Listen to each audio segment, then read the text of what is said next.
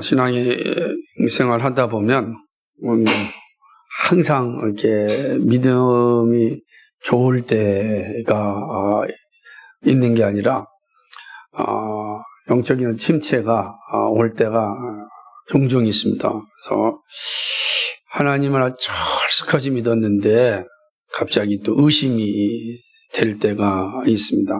그렇게 되면 참 모든 게 혼란스러워지고 당황스러워지게 됩니다. 그래서 이런 상황들, 이런 의심의 시간들을 잘 극복하지 못하면, 또 빨리 극복하지 못하면 오랜 시간 동안 또 하나님을 떠나서 살아가게 됩니다.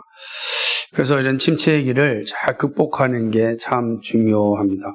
여러분들에게는 그런 침체기가 있었습니까? 있었다면 또 어떻게 극복하셨습니까? 아마 극복하신 분들은 또 자기만의 간증이 있으리라 생각을 합니다. 혹시라도 그런 시험에 지금 빠져 있다면 다시 한번 하나님 앞에 정직하게 나를 대면하여 서는 일이 있었으면 좋겠습니다.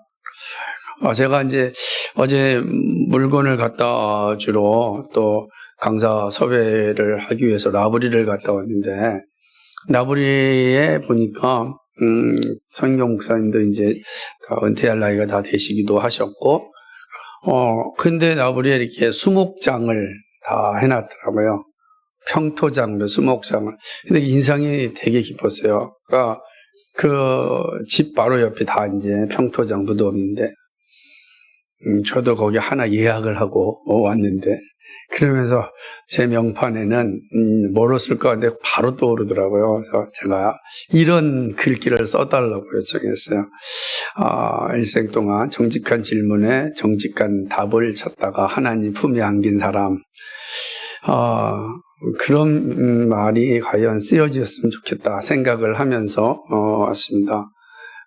어떤 침체기를 잘 벗어나면 삶의 모습이 좀 다르게 보입니다. 그래서 이제는 어떻게 살아야 될지를 고민하지, 왜 사는지를 고민하지 않습니다. 이제 어떻게 살아야 될 것인가. 그래서 영적인 침체기를 겪고 있다면 잘 벗어나야 되고, 또 벗어난 분들은 분명히 저와 같이 어떻게 살아야 되지, 나의 남은 생을, 이런 아무 고민을 가지고 있으리라 생각을 합니다. 이 수요 예배에 참여했다는 것은 아마 그러한 믿음의 고백을 하고 있기 때문에 그렇지 않은가. 시간이 갈수록 예배의 숫자는 줄어들 겁니다. 그리고 예배가 점점 짧아지게 될 것입니다. 그게 이제 교회가 점점 사회 속에서 영향력을 잃어가고 있다라고 하는 반증이기도 하고, 우리가 스스로 이렇게 예배 드린다고 해서 뭐 세상이 변화되겠어? 내가 변화되겠어? 예배 중독을 만드는 건 아니야? 라고 하는 생각을 하게 합니다. 그래서 한국교회 조금 더 진보적인 사람들은 한국교회가 너무 예배 중독에 빠져 있다, 이렇게 이야기하기도 합니다. 반면에 어떤 분들은 지금 한국교회는 예배 중독이 아니라 예배가 점점 줄어들고 있을 뿐만 아니라 설교가 거의 20분, 25분으로 끝나는 겁니다. 그러면 일주일에 한 번 주일날 모이는데 설교가 20-30분에 끝납니다. 그러면 그 사람의 영혼을 어떻게 이렇게 양육할 수 있고 이렇게 또 케어할 수 있겠습니까? 끔찍한 거죠. 그 20-30분 듣고 일주일을 살아갈 수 있다고요? 대단한 능력입니다. 저는 그게 참 어렵다고 생각을 합니다. 우리가 말씀을 매일 듣는 게 복이 있는 거지만, 그러나 거룩한 이 예배 시간을 소중히 여기고 지키는 것도 매우 중요합니다. 예배가 중독이 될 때는 그 예배가 말씀이 선포되지 않을 때 중독이 됩니다. 그러니까 예배 온 곳으로 내 만족을 누린다면 중독자가 많습니다. 그러나 하나님의 말씀을 듣고 하나님의 말씀대로 살고자 하는 이들에게는 예배 중독이란 존재하지 않습니다. 그래서 강단은 하나님의 말씀을, JC 순환 고백처럼 하나님의 말씀을 증거해야 되고, 그리고 여러분 앞에 말씀, 하나님의 말씀을 들어야 됩니다. 그러기 하여 예배의 자리를 찾는 건 참으로 복 있는 것입니다. 여러분의 시간이 많이 남은 것 같지만 그렇게 많이 남은 게 아닙니다. 내가 젊다라고 많이 남았다고 생각하지 마십시오. 그죠? 그래서 우리는 힘이 있는 대로, 시간이 되는 대로 힘써 때를 얻든지 못 얻든지 정말 하나님을 경배하는 일에 힘을 써야 합니다. 예배는 하나님을 경배하는 행위입니다. 다른 게 아닙니다. 오직 하나님을 예배하기 위하여만 예배가 존재합니다. 그 외에는 어떤 것도 예배의 요소가 될 수 없고 주제가 될 수가 없습니다. 이게 무너지게 되면 더 이상 그 강단에서는 하나님의 말씀이 선포되지 않습니다. 그렇게 된다면 예배는 예배라고 할 수가 없다라고 하는 것입니다. 이스라엘은 아주 오랫동안 하나님을 떠난 그런 침체기를 겪었습니다. 아마 이스라엘이 이렇게 침체기를 겪어온 이유 중에는 그들이 가지고 있는 삶의 환경이 많은 영향을 준 것 같습니다. 그 영향이 뭡니까? 그들은 부유했습니다. 그러니까 경제적으로 부유하였고 또 동시에 군사력도 대단하였습니다. 그러다 보니 주변에 있는 나라들도 서로 동맹을 맺고자 하였습니다. 그렇지 않겠습니까? 힘도 있고 돈도 있으면 막 주변에 몰려드는 거예요. 우리 삶도 그러잖아요. 내가 힘도 있고 돈도 있으면 주변 친구들이 많이 모이듯이 나라가 힘도 있고 돈이 있으면 막 모이잖아요. 그래서 미국 주변에 막 모이는 거 아니겠어요? 힘도 있고 돈도 있으니까. 그러니까 내가 미국과 친국이 됐다 그러면 이제 괜히 나는 없어도 힘이 있도록 살아가는 거 아니겠습니까? 지금 이스라엘이 그런 상황에 처한 겁니다. 여로보암 2세 때 돈도 있고 힘도 있었습니다. 그런 주변 나라들과 교류도 활발하였고 동맹 맺는 것도 쉬웠습니다. 그러다 보니까 누가 필요 없어졌습니까? 하나님이 필요 없어졌습니다. 아니 뭐 하나님 없이도 우리는 얼마든지 잘 살 수 있다라는 생각이 지배적이었고 그들은 그렇게 하나님 없이 살아가는 삶을 살았습니다. 그게 이스라엘의 모습이었습니다. 결국은 하나님을 떠난 이스라엘은 패망의 길에 떨어질 수밖에 없는 것입니다. 우리가 읽었던 13장 8절과 9절을 보면 이렇게 이야기합니다. 한번 읽어볼까요? 우리가 다 읽었던 13장 8절 9절을 한번 같이 읽겠습니다. 호세아서 시작. 내가 새끼 잃은 곰같이 그들을 만나 그의 염통 콧볼을 찢고 거기서 암사자같이 그들을 삼키리라. 들짐승이 그들을 찢으리라. 이스라엘아 내가 패망하였나니 이는 너를 도와주는 나를 대적함이라. 하나님을 떠나고 하나님을 대적하는 이스라엘을 향하여 하나님께서 그들에게 패망을 선포하셨습니다. 멸망을 선고하셨습니다. 그러니까 더 이상 이제 하나님을 떠난 이스라엘 소망이 없는 겁니다. 그런데 우리 하나님이 어떤 분이십니까? 사랑이지 않습니까? 호세아서는 그걸 보여주는 거잖아요. 다시 한번 기회를 줍니다. 이 참으로 하나님을 대적하고 떠난 이스라엘을 향하여서 하나님께서 다시 한번 기회를 주시는 것입니다. 다시 돌아오라라고 하는 것이죠. 회개하고 돌아온다면 긍휼을 얻을 수 있을 것이다. 이렇게 말씀을 합니다. 다시 말하면 사람을 의지하지 않고 자신이 만든 우상을 섬기지 않고 오직 하나님만 섬기겠다라고 한다면 내가 너를 다시 긍휼을 베풀어 주겠다. 이렇게 말씀하는 거죠. 그것이 바로 오늘 14장 3절의 말씀입니다. 한번 읽어볼까요? 14장 3절 시작. 우리가 아수르의 구원을 의지하지 아니하며 말을 타지 아니하며 다시는 우리의 손으로 만든 것을 향하여 너희는 우리의 신이라 하지 아니하로니 이는 고아가 주로 말미암아 긍휼을 얻음이니라 할지니라. 아멘. 아수르의 구원을 의지하지 아니하며 말을 타지 아니하며 이 말씀 한마디로 무엇을 의미하겠습니까? 사람과 힘을 의지하지 않겠다는 선언이죠. 이게 회개입니다. 더 이상 사람과 힘을 의지하지 않겠습니다. 한국교회가 하나님만 의지해야 됩니다. 그리스도인들이 하나님만 의지해야 됩니다. 그런데 사람을 의지하기 시작하면은 더 이상 교회의 신앙은 의미가 없습니다. 안 그러겠습니까? 아수르와 하나님 중에 이스라엘 백성들은 아수르를 섬겼습니다. 이거 오늘 우리의 모습을 잘 살펴보아야 될 요소 아니겠습니까? 그래서 회개하라는 것입니다. 아수르 의지하지 않겠다. 아수르는 보이는 권력입니다. 보이는 힘입니다. 하나님은 보이지 않습니다. 그러니 우리의 상황으로는 보이는 권력을 의지하는 게 좀 편하지 않습니까? 마음의 안심도 되지 않습니까? 예?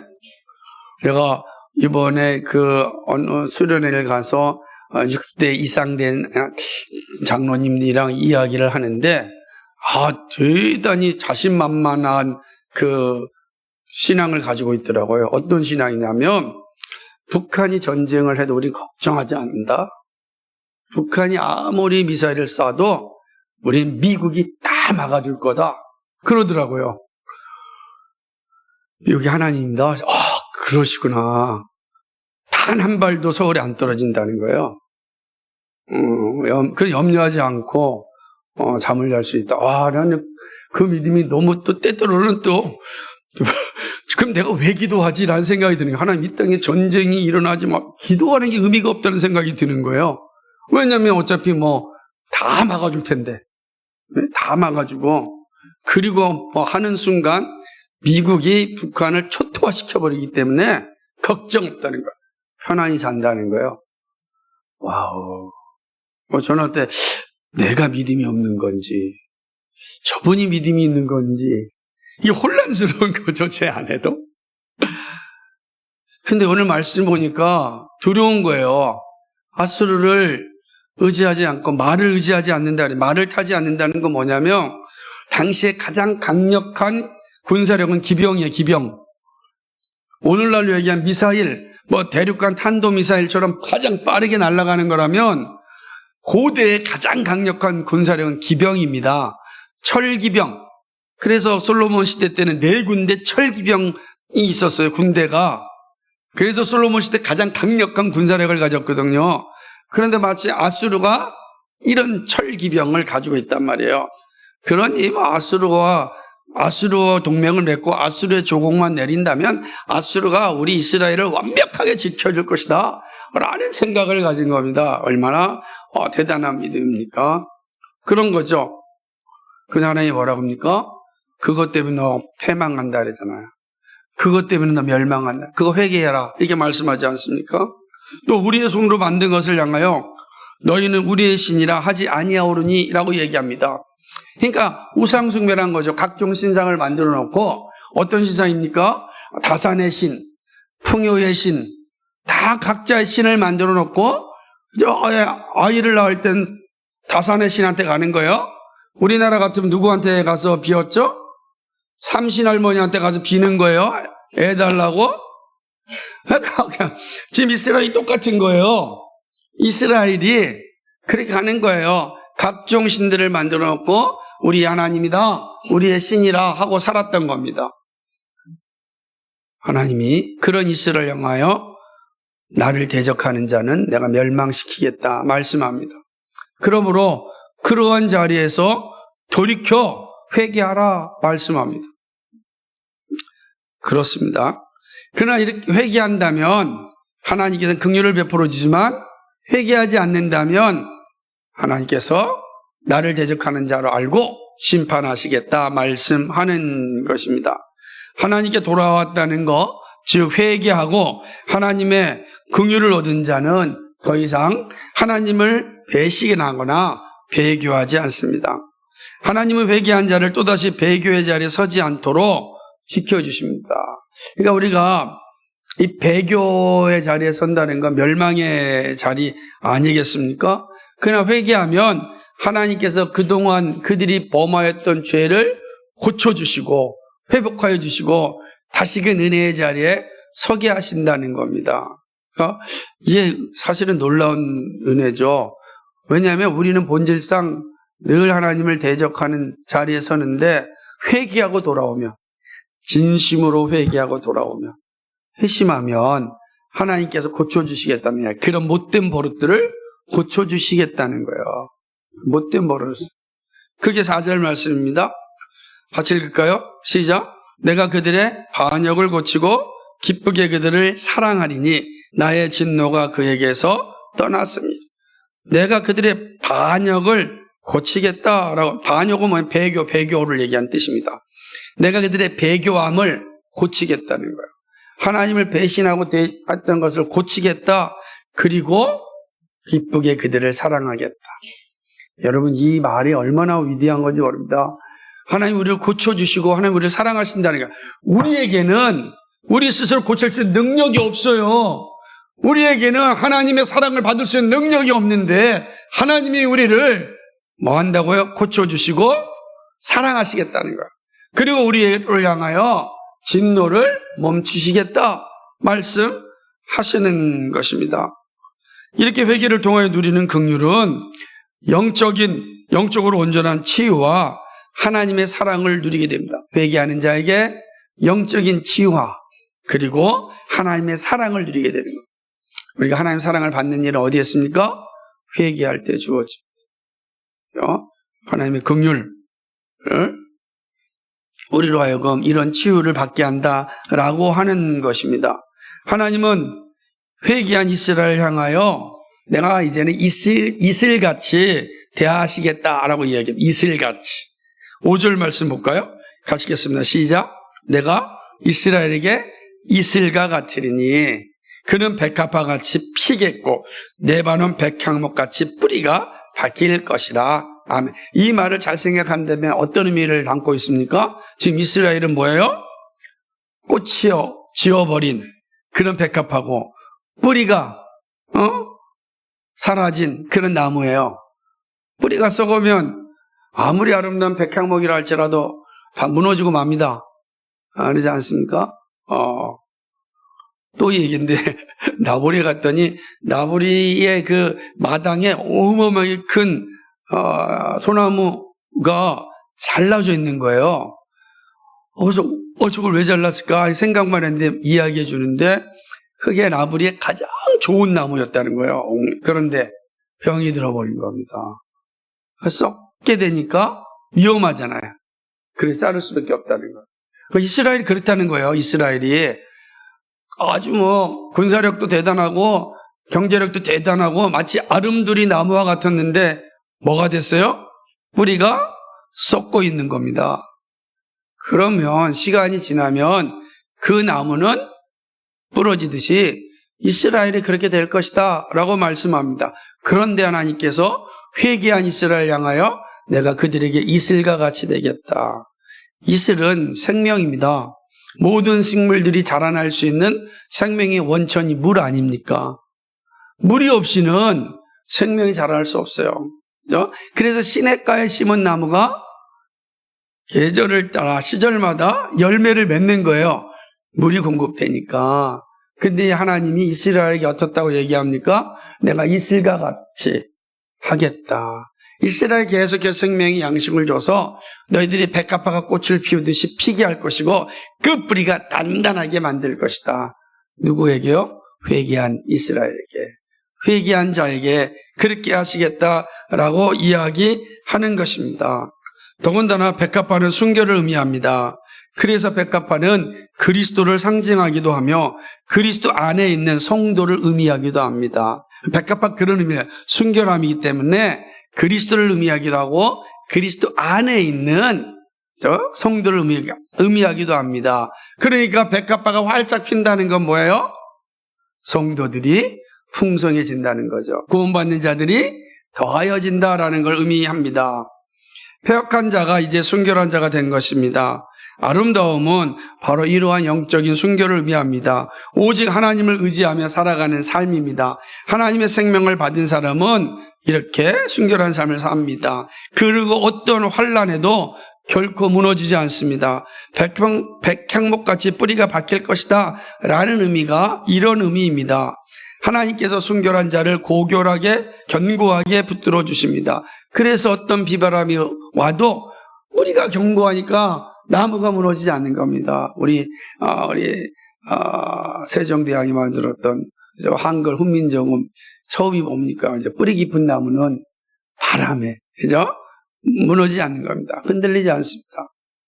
그러니까 이스라엘을 그렇게 뿌리가 튼튼한 나라로 만들어 주시겠다. 그래서 어떤 환란이나 고난이나 역경이나 이방인의 침투나 그 어떤 것에도 막아주시겠다는 겁니다. 누가요?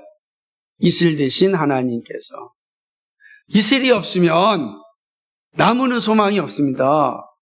하나님의 은혜가 없으면 이스라엘은 소망이 없는 겁니다. 그걸 얘기하는 거예요, 지금.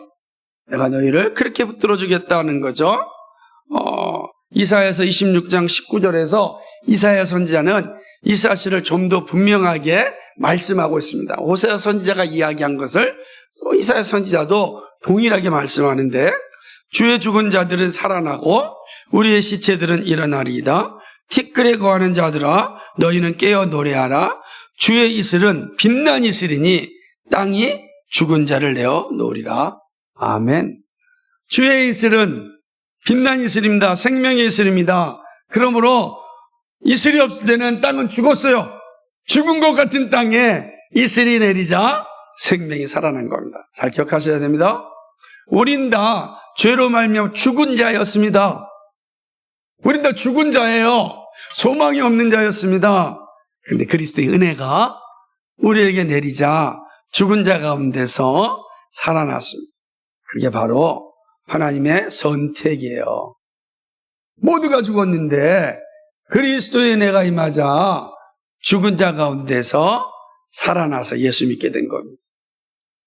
그리고 예수 믿음은 나의 은혜가 아니라 하나님의 은혜라 말씀하는 겁니다. 여러분이 은혜를 좀 누렸으면 좋겠습니다. 내가 그런 은혜로 오늘 이 자리에 있는 겁니다. 난 죽은 자였는데 죽은 땅이었다고요, 여러분. 근데 그리스도의 은혜가 우리로 하여금 구원받은 자의 자리에 이르게 한 것입니다. 회개한 자를 향한 하나님의 일하심은 그들의 생명을 살리심입니다. 얼마나 놀라운 일입니까? 생명이 살아나는 은혜를 누리는 것입니다. 주님의 이슬을 먹는 자들이 다시 살아나는 놀라운 역사를 말씀하는 것입니다. 이것이 긍휼을 입은 자의 영광입니다. 그런데 하나님의 긍휼을 풍성하게 누리는 자는 그의 삶이 더욱더 풍성해질 뿐만 아니라 그 삶을 나누는 자리에 이르게 됩니다. 그게 6절과 7절의 말씀입니다. 같이 읽어볼까요? 6절과 7절을 큰 소리로 읽어보겠습니다. 시작. 그의 가지는 펴지며 그의 아름다움은 감람나무와 같고 그의 향기는 레바논 백향목 같으리니 그 그늘 아래에 거주하는 자가 돌아올지라. 그들은 곡식같이 풍성할 것이며 포도나무같이 꽃이 필 것이며 그 향기는 레바논의 포도주같이 되리라. 아멘. 뿌리 깊은 나무의 가지는 퍼지게 되어 있습니다. 그래서 시냇가 심은 나무가 풍성하게 열매를 맺듯이요. 그리고 그의 입의 싱싱함은 아름다움을 자랑합니다. 뿌리가 견고하기에 생기가 나고 보이기에 아름답습니다. 뿌리가 튼튼하면 거기서 나는 열매가 싱싱하고 그리고 향기가 진동합니다. 그러나 뿌리가 약하면 진동하지 않아요. 힘이 없어 푹 죽습니다. 우리 앞에 있는 교회 앞에 있는 그 꽃을 보세요. 물을 주지 않잖아요. 그러면 풀 죽어가지고 다 죽어 있어요. 꽃이 싱싱하지 않아요. 그러나 물을 탁 주면 활짝 피고 싱싱합니다. 우리의 영혼이 그렇다는 겁니다. 우리의 영혼이 주의 이슬을 먹지 아니하면, 주의 말씀을 먹지 아니하면 풀 죽은 꽃과 같이 생기도 없고 멋대가리도 없어요. 예수 믿는데 멋대가리가 없는 거예요. 그렇다는 겁니다. 그런데 주의 은혜가, 주의 이슬을 먹으면 놀라운 은혜를 나타나는 것이죠. 영적으로 견고한 이의 모습은 감람나무와 같습니다. 여러분, 감람나무는요 크지 않습니다. 그러나 그 꽃이 참 아름답습니다. 더군다나 감람나무는요 작아요. 근데 수명이 얼마나 오래 가는지 몰라요. 1000년, 2000년 갑니다. 수명이요. 그래서 이스라엘 가게 되면 그 감난산, 예수님이 기도하였다고 하는 그 감난산에 만국교회가 세워졌는데요. 그 교회 옆에 감람나무가 있는데 예수님 당시의 감람나무랍니다. 지금 몇 년이 됐어요? 2000년이라고요. 감람나무가요, 2000년을 가는 겁니다. 무슨 의미 아시겠어요? 그래서 여기 보면은 그의 아름다움은 감람나무 같다. 회개한 자, 하나님의 긍휼을 입은 자는 그가 어떤 자와 같다고요? 감람나무 같다. 길고 싱싱하게 신앙생활 하는 겁니다. 어떤 혼란이 와고 어떤 고난이 와도 다 이겨내면서 견고하게 꽃을 피우고 살아남는 겁니다. 그게 회개한 자, 하나님의 긍휼을 입은 자들에게 나타나는 모습입니다. 이게 없으면 다 풀 죽은 자와 같이 살아나지 못합니다. 그렇게 되는 것입니다. 뿐만 아니라 그의 향기는 레바논 백향목 같다라고 이야기하는 것입니다. 레바논 백향목은요, 당대의 가장 훌륭한 나무입니다. 그래서 온갖 그 성전들을 아니면 궁전들을 지을 때 백향목, 레바논 백향목을 가져오는 거예요. 왜요? 대단하니까. 그 명성이 대단하거든요. 무슨 말입니까? 여기서 향기라고 하는 것은 기념하다, 기억되다, 명성이 있다라는 뜻이에요. 그러니까 잘 들으셔야 돼요. 하나님 회개하고 긍휼을 입은 자들에게는 마치 레바논의 백향목 같이 기억되고 기념되고 명성 있게 된다는 겁니다. 왜 명품입니까? 그죠? 그 기억하고 기념할 수 있는 거니까 자랑하잖아요. 레바논의 백향목은 당시에 명품 나무였어요. 모든 사람들이 그 나무를 사기를 원했다고요. 근데 누구만 삽니까? 돈 있는 사람만 사는 거 아니겠어요? 명품. 그 표현하는 거예요. 그 향기는 레바논 백향목 같다. 그의 명성은 레바논의 백향목 같다. 하나님의 긍휼을 회개함을 통하여 긍휼을 입은 그리스도인들 사람들은 세상 가운데 이렇게 명성 있는 존재가 된다라고 하는 의미입니다. 그렇죠? 이렇게 하나님께 돌아온 이를 하나님께서 오랫동안 영향력 있는 존재로 만들어 주십니다. 그리고 그 명성 아래로 모든 사람을 모으십니다. 여기 보게 되면 백향목 같으리니 그 그늘 아래 거주하는 자가 돌아올지라 그랬습니다. 그늘 아래. 그죠? 백향목 그늘 아래 사람들이 백합화꽃 그늘 아래 돌아온다라고 하는 것입니다. 이것은 이스라엘을 누린 최고의 영광입니다. 모든 사람들이 이스라엘 그늘 아래 거하는 거예요. 하나님의 그늘 아래. 그게 우리가 소망하는 거 아니겠어요? 모든 사람들이 하나님의 나라에 속하는 게 우리가 소망하는 거 아니겠습니까? 왜 우리가 교회를 세웠습니까? 왜 우리가 예수 그리스도를 믿습니까? 모든 사람들이 그리스도의 그늘 아래 우리가 누렸던 그 영광을 모든 사람들이 누리게 하도록 하는 거 아니겠어요? 그 일이 일어나고 있다라고 하는 것입니다. 마치 곡식이 소생하고 포도나무에 꽃이 피듯이 생명이 잉태될 것입니다. 폐역의 땅이 아이벤 여인의 배가 찢어지는 곳에서 생명이 잉태됩니다. 이것이 바로 하나님의 긍휼을 받은 자, 회개하여 하나님의 긍휼을 받은 자가 누리는 축복인 것입니다. 이것이 오늘 우리가 살펴본 본문의 내용입니다. 이렇듯 하나님께로 돌아온 자에게 베풀어 주시는 하나님의 약속은 참으로 놀랍습니다. 하나님의 사람들이 가야 할 길이 무엇인지 보여주는 말씀입니다. 그러나 우리가 알다시피 이 말씀이 이스라엘에게 성취되지 않았습니다. 그렇게 이 말씀은 오늘 살아가는 우리들에게 매우 중요합니다. 왜냐하면 이 말씀이 예수 그리스도 안에서 성취되었기 때문입니다. 그러므로 호세아가 전했던 이 말씀은 예수 그리스도의 빛으로 다시금 보아야 합니다. 그럴 때 이 말씀이 오늘 우리에게 다가오는 하나님의 말씀이 됩니다. 그렇다고 한다면 이 말씀 어떤 의미를 가지고 있는가? 첫째는 예수 그리스도께 회개할 때 참된 치유, 참된 자유를 받습니다. 호세아 선지자는 부유하지만 교만한 이스라엘을 향하여 하나님의 심판을 말씀하셨습니다. 그리고 심판 후에 멸망이 아니라 구원의 길도 제시하셨습니다. 구원의 길이 분명합니다. 예수 그리스도를 믿고 회개하는 겁니다. 예수 그리스도를 믿고 회개하는 거예요. 그게 바로 우리가 구원받는 길입니다. 예수님께 믿음으로 회개할 때 놀라운 역사가 일어납니다. 사도 요한을 통하여 주신 주님의 말씀을 봅니다. 요한 1서 1장 9절에 보면 만일 우리가 우리 죄를 자백하면 그는 미쁘시고 의로우사 우리 죄를 사하시며 우리를 모든 불의에서 깨끗하게 하실 것이요. 아멘.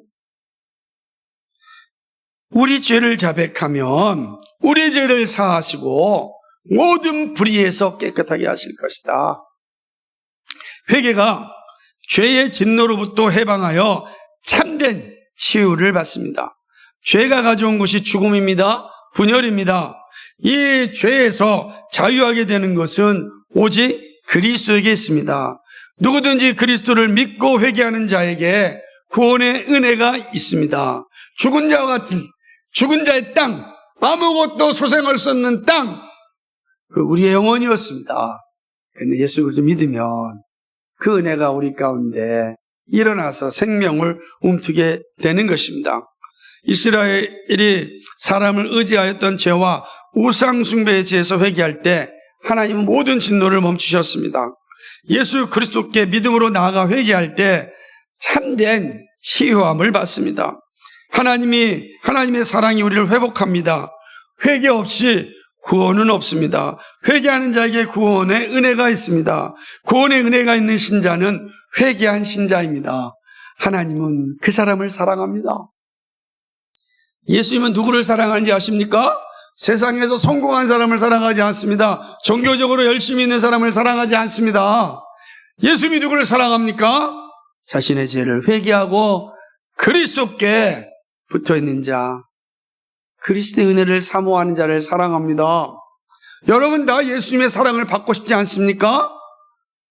그 사랑을 받는 길은 그리스도 앞에 나아가는 겁니다. 나의 죄를 회개하고 그리스도의 은혜를 붙잡는 게 그리스도의 사랑을 받는 길입니다. 그리스도의 사랑이 우리로 하여금 이 험악한 세상에서 믿음으로 살아갈 수 있는 힘을 줍니다. 사람을 의지하고 각종 우상을 만들어 섬기고 있다면 여러분 회개하셔야 됩니다. 회개 없이 구원이 없습니다. 교만의 자리에 섰으며 사람들이 만들어 놓았던 우상을 섬겼던 것을 회개하지 않는다면 구원의 영광을 누리지 못합니다. 여러분, 이 세상 어떤 것도 우리의 의지의 대상이 아닙니다. 더군다나 힘과 능력과 만몬을 의지하는 건 멸망의 길로 가는 지름길입니다. 이 말씀이 좀 여러분의 심령에 제대로 바뀌었으면 좋겠습니다. 그래서 말씀이 생명이 되기를 소망합니다. 말씀이.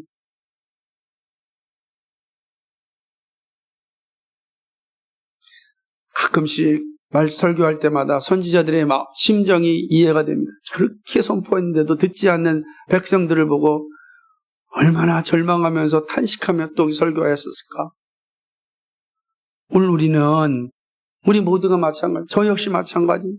하나님의 말씀 앞에 대면할 때, 야, 저 하나님의 마음이 얼마나 기가 막힐까? 사랑하는 여러분, 주 예수 그리스도 앞에 회개함으로 나갈 때 하나님의 은혜를 누리는 길임을 늘 기억하시고 예수 그리스도께 회개할 때 참된 치유함을 받는다는 이 사실을 잊지 말아야 합니다. 두 번째는 예수 그리스도로부터 영생이 주어집니다. 너무나 잘 아는 말씀이지만 우리가 항상 망각하고 있는 말씀입니다. 이스라엘은 죽은 자와 같았습니다. 아무런 소망이 없는 존재로 떨어집니다. 이것이 이스라엘의 미래였습니다. 선지자의 외침을 볼 때 이스라엘은 아무 소망이 없습니다. 이것은 단지 이스라엘만의 모습이 아닙니다. 종말을 살아가는 인류의 모습이기도 합니다. 하나님의 은혜 없이 인류는 희망이 없습니다. 그런데 하나님께서 소망의 빛을 구원의 길을 우리에게 주셨습니다. 바로 예수 그리스도입니다. 이 세상 사람들이 열심히 달려가고 있는 그 끝은 멸망이잖아요. 심판이지 않습니까? 죄로 인하여 소망 없이 죽음을 향하여 달려가는 인생들에게 생명의 길을 주셨습니다. 죽은 자는 말이 없으므로 아무 일도 할 수 없습니다. 그런데 하나님께서 구원을 베풀어 주셨습니다. 하나님은 죄에서 우리를 구원하시고자 독생자 예수 그리스도를 보내셨습니다. 이제 누구든지 예수 그리스도를 믿으면 구원을 받습니다. 우리가 잘 알고 있는 요한복음 3장 16절 17절 말씀, 하나님이 세상을 이처럼 사랑하사 독생자를 주셨으니 이는 그를 믿는 자마다 멸망하지 않고 영생을 얻게 하려 하심이라. 하나님이 그 아들을 세상에 보내신 것은 세상을 심판하려 하심이 아니요 그로 말미암아 세상이 구원을 받게 하려 하심이라. 아멘. 이것이 우리에게 준 영적인 선물입니다. 예수 그리스도가 구원입니다. 예수 그리스도가 자유입니다. 예수 그리스도가 영생입니다. 그런데 이 모든 것은 하나님의 사랑으로 이루어집니다. 이제 누구든지 예수 믿으면 구원받습니다. 예수님께서 반역을 고치시고 구원하십니다. 독생자 예수를 보내신 것은 세상을 심판하려 하심이 아닙니다. 구원하시기 위함입니다. 예수님은 온 인류를 위한 생명의 이슬입니다. 그래서 예수를 믿을 때 죽음에서 살아납니다. 생명의 이슬 되신 예수님을 먹고 마실 때 구원의 은혜를 누리고 영원한 생명을 얻습니다. 약속의 나라를 선물로 받습니다. 오직 예수 그리스도로부터 영생이 주어집니다. 다른 길이 없습니다. 그렇다고 한다면 오늘 날마다 이 예수 그리스도를 어떻게 고백하고 있는지 늘 돌아보셔야 합니다. 예수님, 저는 예수를 믿습니다 라고 하는 이 고백이 우리의 입술에서, 우리의 삶에서 날마다 고백되어져야 합니다. 왜냐하면 그것이 우리로 하여금 영생을 주기 때문입니다. 천국을 우리에게 주기 때문입니다. 이 사실을 기억하셔야 됩니다. 오직 예수 그리스도가 우리의 생명입니다. 오직 예수 그리스도. 이 사실을 기억하시길 바랍니다. 마지막 세 번째로는 예수 그리스도의 십자가 그늘 아래 사는 것이 세상을 변화시키는 일입니다. 여러분, 우리는 세상을 변화시키려고 온갖 노력을 합니다. 그러나 그 노력은 예수 그리스도의 십자가의 그늘 아래 있어야만 가능해집니다. 그늘 아래 거하지 않는데 세상을 변화시킬 수 없습니다. 호세아 선지자는 하나님의 은혜를 받은 이스라엘 백성들의 모습을 그들이 다시 내 그늘 밑에 살면서 농사를 지어서 곡식을 거둘 것이고 포도나무처럼 꽃이 피고 레바논의 포도주처럼 유명해질 것이라고 하였습니다. 하나님의 은혜를 받은 이스라엘 백성들을 향하여 이제 그들이 내 그늘 아래 거할 것이고 그들이 내 그늘 아래서 명성을 입을 것이다. 유명해질 것이다. 이렇게 말씀하는 것입니다. 놀랍지 않아요? 농사를 지어서 곡식을 거두고 포도나무처럼 꽃이 피고 레바논의 포도처럼 유명해질 것이다. 이스라엘이 그렇게 될 것입니다. 어디 있는데요? 그 전쟁하지 않았잖아요. 그들이 어디 있을 때요? 바로 하나님의 그늘 아래 있을 때 이루어지는 것입니다. 앞서서 향기는 명성, 기억, 기념이라고 하였습니다. 명성 있는 사람은 기억되는 존재이고 기념하는 존재입니다. 기념일이 존재하는 것은 그 사람의 명성 때문입니다. 우리나라는 어떤 사람을 기념하는 날이 없어요. 그죠? 누구누구를 기념하는 별로 없잖아요. 그 날을 국가 기념일로 지키지 않잖아. 우리나라에 있나요? 없어요. 국가 기념일을 지키는 날이 별로 없어요. 그런데 미국은 한 사람의 업적을 기념하고 기억하기 위해서 국가 기념일이 있습니다. 대표적으로 마틴 루터 킹 목사님의 죽으신 날을 기념하는 날로 그 국가 기념일이더라고요. 왜요?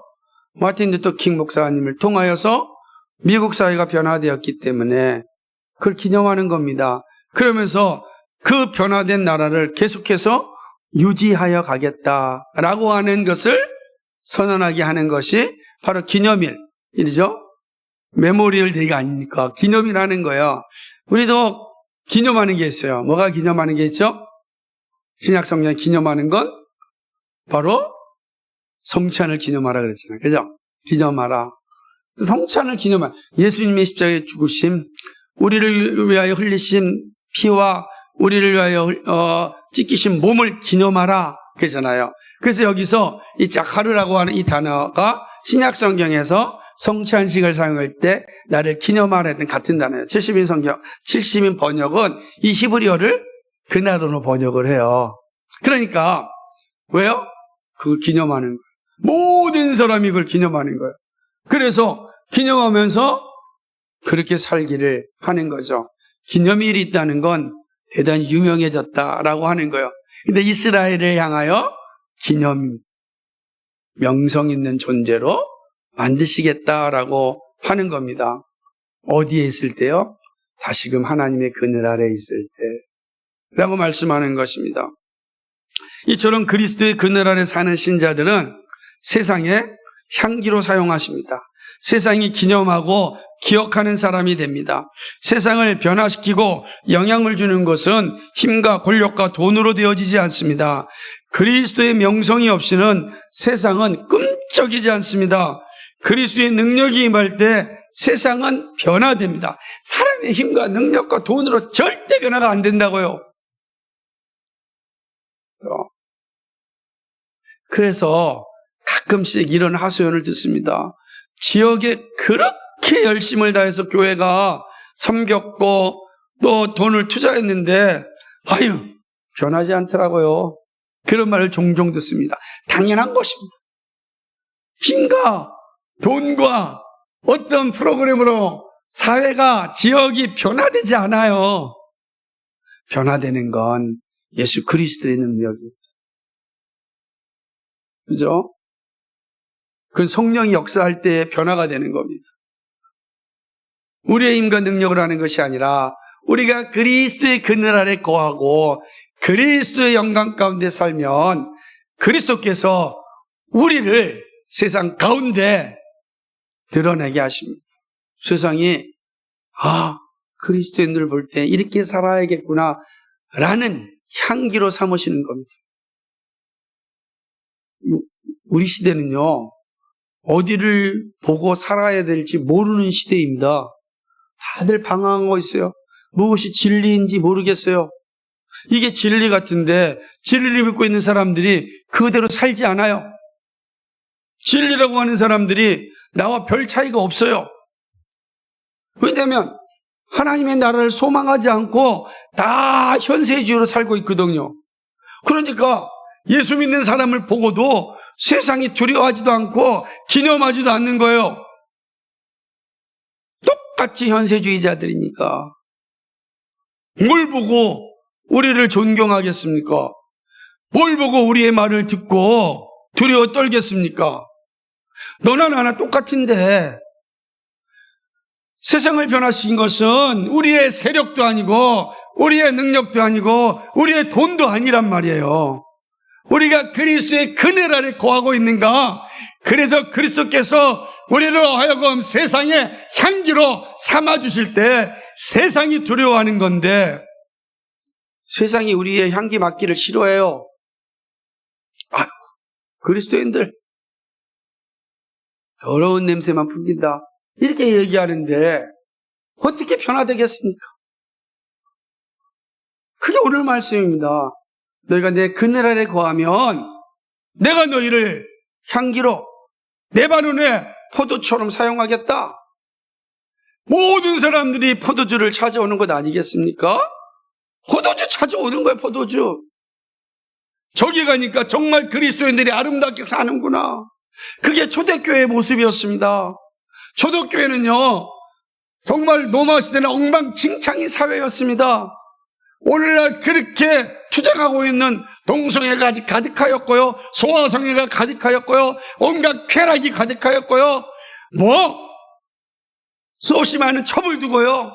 그것이 자연스러운 사회였습니다. 여러분 로마 시대의 글을 영어를 보면 분명하게 나타납니다. 로마의 황제들을 보십시오.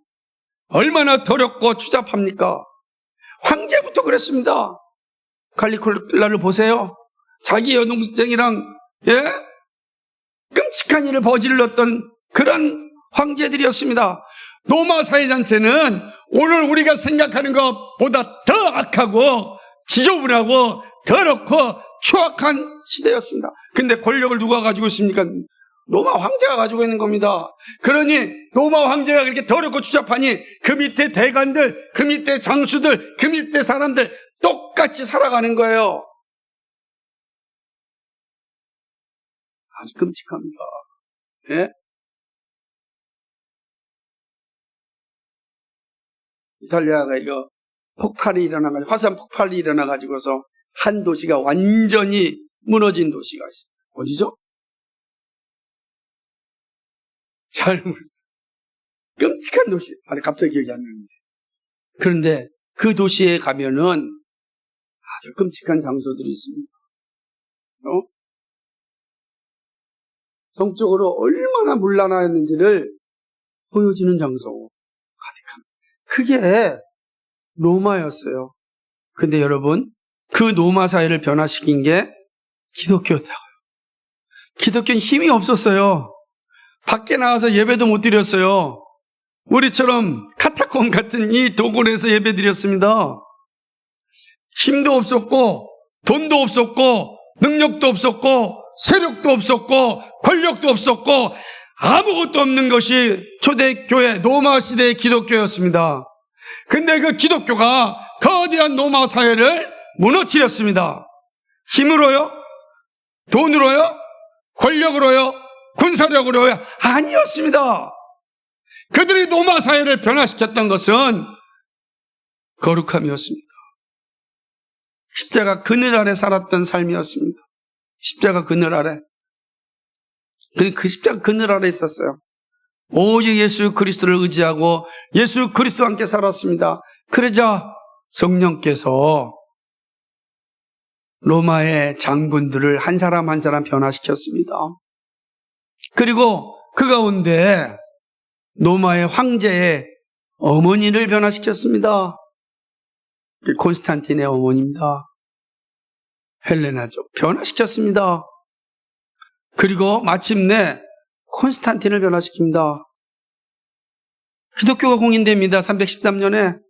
그리고 황제 중에 하나 디오도시 왕제 318년에 기독교가 국가 종교가 됩니다. 기가 막힌 일 아닙니까? 싸웠다는 얘기가 없어요. 초대교회를 보게 되면 맨 기독교인들은 사자밥이 되었다는 이야기밖에 없어요. 콜로세움에서 사자밥이 되었어요. 그런데 300년이 지나자 로마가 기독교 국가가 됐다고요. 역사를 통해서 우리는 배워야 됩니다. 역사를 통해서. 위구르들이요, 핍박받고 고난받을 때는 융성하였습니다. 엄청나게 세력이 커졌습니다. 핍박 가운데, 고난 가운데. 그러다가 힘이 생겼습니다. 군사력도 생겼습니다. 왕의 호의도 받습니다. 프랑스 정부가 위구르들을 없애려고 합니다. 그러자 그들이 이미 자신들이 가진 힘과 권세력과 경제력과 군사력을 가지고 대적하였습니다. 우리도 군사력으로 싸워서 이기자. 그 다음부터 위구르는 프랑스에 사라집니다. 군사력으로 이기지 못해요. 다 사라졌습니다. 그리스도의 그늘 아래 있을 때 세상이 우리를 두려워하고 세상이 변화됩니다. 여러분, 그리스도의 그늘 아래 계셔야 됩니다. 다른 게 아닙니다. 십자가의 그늘이 세상에 우리의 삶의 터전이 되어야 되는 것입니다. 세상의 그늘은요, 세상이 알아봅니다. 정말 저 사람들이 그리스도 십자가의 그늘 아래 사는가? 아니면 나와 같은 세상의 그늘 아래 사는가? 기가 막히게 알아봅니다. 그럼 나와 같은 세상의 그늘 아래 살면 뭘로 재죠? 너 좋은 아파트 사냐? 너 좋은 기업 다니냐? 너 연봉 얼마냐? 이런 거로 비교해서 우리와 싸웁니다. 우리 십자가의 그늘 아래 있으면 그들은 그걸 갖고 우리를 따지지 않습니다. 두렵거든요. 그런 게 연연하지 않는 모습이 나타나거든요. 우리 안에 세상이 줄 수 없는 평화가 임하거든요. 어떻게 싸워 이기시겠습니까? 사랑하는 여러분, 이스라엘은 아수르의 그늘과 자신들이 만든 우상의 그늘 아래 살았습니다. 그리고 멸망하였습니다. 기억하십시오. 아수르의 그늘이 우리를 지켜주지 않습니다. 여러분이 만든 우상이 지켜주지 않습니다. 오직 십자가의 그늘만이 우리를 지켜주십니다. 여러분, 제발 부탁합니다. 십자가의 그늘 아래 사세요. 우리가 잘 알고 있는 찬송가 415장 십자가 그늘 아래서 이 가사를 제가 읽어드릴게요. 십자가 그늘 아래 나 쉬기 원하네. 저 햇볕 심이 뜨겁고 또 짐이 무거워. 이 광야 같은 세상에 늘 방황할 때에 주 십자가의 그늘에 내 쉴 곳 찾았네. 내 눈을 밝히 떠서 저 십자가 볼 때 날 위해 고난당하신 주 예수 보인다. 그 형상 볼 때 내 맘에 큰 찔림 받아서 그 사랑 감당 못하여 눈물만 흘리네. 십자가 그늘에서 나 길이 살겠네. 나 사모하는 광채는 주 얼굴뿐이라. 이 세상 나를 버려도 나 두려움 없네. 내 한량없는 영광은 십자가뿐이라. 아멘. 우리의 신앙이 항상 십자가 그늘 아래 머물러 있어야 됩니다. 이것이 나를 살게 하고 세상을 변화시키는 일입니다. 그리스도인을 기억하게 하는 것이 변화의 시작입니다. 한국교회를 세상이 기억하게 해야 합니다. 그런데 어떻게 기억해야 하겠습니까? 한국교회 성도들은 십자가 그늘 아래 거하는 사람들이다. 이거를 기억하고 알게 해야 되지 않습니까? 우리의 명성은 큰 교회당도 아니고 수많은 세력도 아니고 우리의 명성은 십자가 그늘 아래 사는 사람이다. 십자가 그늘 아래. 사랑하는 여러분, 적어도 우리 교회만큼은 십자가 그늘 아래 사는 성도라는 그런 명성을 얻을 수 있기를 간절히 소망합니다. 그 어떤 것도 보지 마시고 십자가 그늘 아래 거하시고 십자가 그늘 아래 사십시오. 그것이 하나님을 영화롭게 하는 것이고 이 세상을 하나님 나라로 확장하는 것입니다. 그런 은혜가 우리 가운데 넘치기를 주님의 이름으로 축복합니다. 거룩하시고 자비하신 하나님 아버지, 참 고맙고 감사합니다. 오늘 말씀을 함께 나누었습니다. 하나님 회개하고 하나님의 긍휼을 입은 그런 이스라엘을 통하여 하나님 베푸르신 놀라운 은혜와 사랑을 살펴보았습니다. 그 말씀은 오늘 예수 그리스도 안에서 우리에게 주신 은혜요 사랑이었습니다. 하나님, 예수 그리스도의 이름으로 회개할 때 우린 참된 치유를 받고 하나님의 사랑을 누리게 됩니다. 예수 그리스도만이 우리의 영생입니다. 다른 길이 없습니다. 예수 그리스도의 십자가의 그늘 아래 있을 때 세상은 우리를 두려워하고 변화가 시작되어집니다. 하나님, 이 진리의 말씀을 좀 기억하고 하나님, 정말 십자가 그늘 아래 사는 예수 그리스도를 고백하고 예수 그리스도와 함께 살아가는 하나님의 사람임을 하나님 우리가 드러낼 수 있도록 인도하여 주옵소서. 성령께서 우리의 삶 가운데 함께하여 주시를 믿사옵고 예수 그리스도의 받들어 기도하옵나이다. 아멘.